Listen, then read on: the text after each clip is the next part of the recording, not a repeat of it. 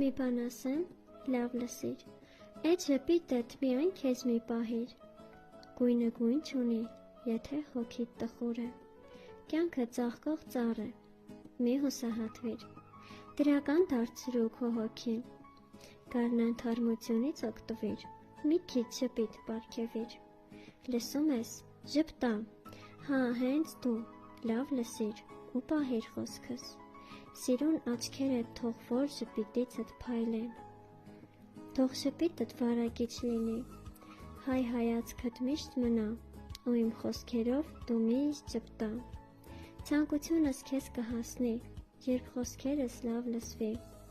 քեզ միայն բարին կցանկանամ, իսկ դու միայն միշտ ժպտա.